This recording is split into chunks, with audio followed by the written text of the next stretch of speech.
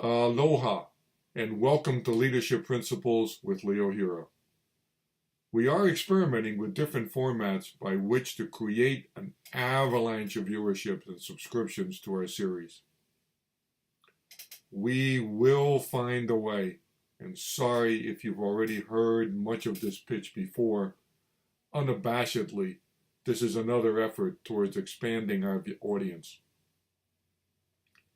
So, let's begin.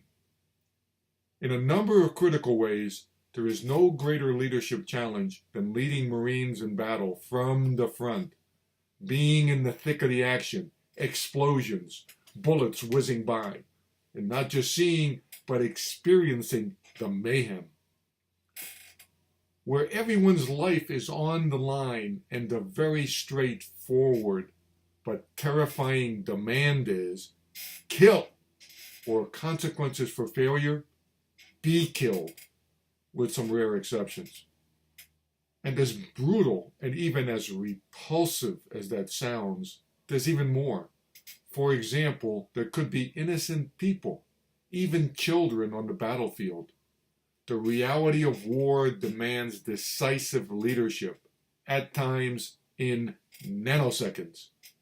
When a leader is on the front line, engaged in combat, that leader knows lives depend on the actions of the entire group. It does not matter what the background, the rank, station, or gender might be of the people in the group. Can they, will they act in concert for the goal being pursued, even if it costs them their own life? So leadership principles leading to success, defined as victory, are of the very highest order, fabulously demanding, and mean the difference between life and death, individually and for the entire group. And so it is on this basis why we chose an iconic figure, Marine Corps General Chesty Puller, as the subject for elucidating just what those leadership principles are. Chesty is the most decorated Marine in the Corps' history. And here's the hook. Each of his awards were for valor, not just personal, but in providing leadership in battle. And here's another point of relevance from Chesty's leadership principles to all professions. Just like Chesty's Marines, in professions today, leaders must themselves form bonds with subordinates who have the experience and knowledge, and leverage that knowledge and that experience for the benefit of the group or enterprise to succeed. Simply, what that means is no ivory towers, no pretensions, no class structure. Chesty's Marines came first. Chesty came last during a 37-year career, forced out through retirement by failing health and perhaps by a changing Marine Corps, which he argued was a cause for concern. So in this video, we provide samples of leadership principles we will be covering by principle in our episode on Puller.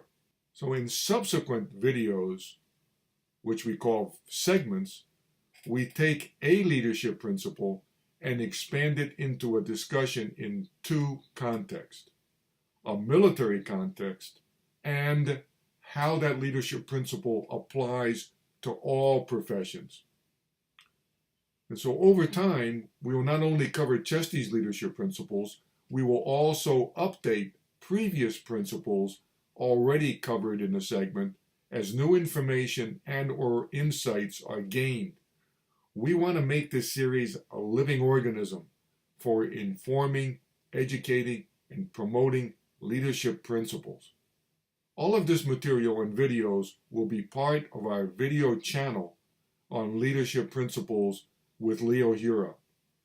We are also working on leadership principles of another amazing leader, Amelia Earhart, who is begging to be remembered for what she did, not what happened to her in her ill-fated flight around the world. So, stay tuned, and if you care, communicate and join in the discussion with us as we delve into Chesty's and other amazing leaders' leadership principles. In battle, what is leadership? Leadership means commanding and fighting in the front lines with your Marines. When you don't, your Marines will pay a heavy price. When I led from the front, we were successful. When I couldn't, which happened in Palaloo during World War II, where injuries hampered my mobility, I couldn't move around, be in the front. My Marines took so many casualties, my battalion had to be withdrawn from the front. Demand the same from your Marines. They must lead from the front. That is the way success is achieved. Some will become casualties, but they and fellow Marines will fight like demons. When your nation calls you to war, Marines get hurt, suffer horrible wounds, and not just physical, but mental. Sadly, some will die. War is not a natural act. Your Marines will be scared. In battle, their natural instinct will be to cower or run away. But they will follow a leader they fully trust. To win in battle, your Marines must be willing to follow you anywhere, even to hell and back.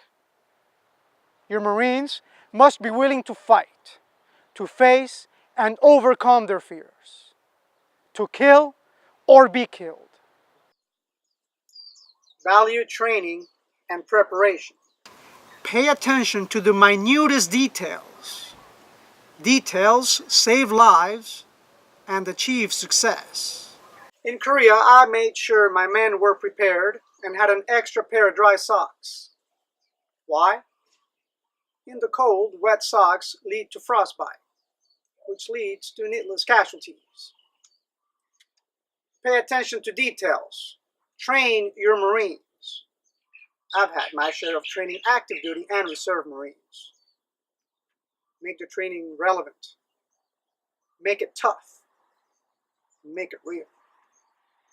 And train yourself the same way. Be courageous. Take risks. You can't ask your Marines to take risks if you don't share in those risks.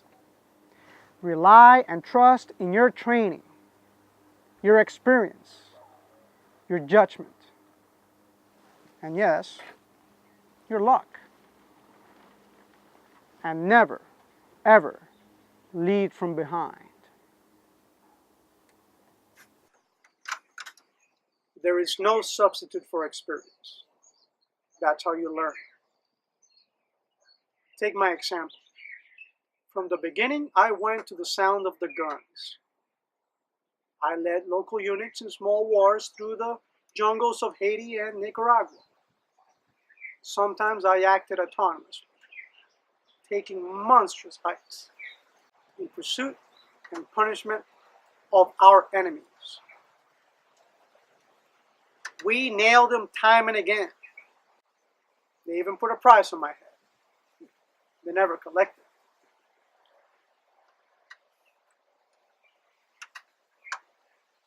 The experience I gained in the small wars in the Caribbean and Central America proved invaluable in the jungle battles of the South Pacific. Go where the guns go to be a successful battlefield leader. You must keep your Marines fully informed. Don't hold back. Tell them where you're taking them, what risks they will be taking, and what is expected of them. Because when they know, they will perform at a higher level.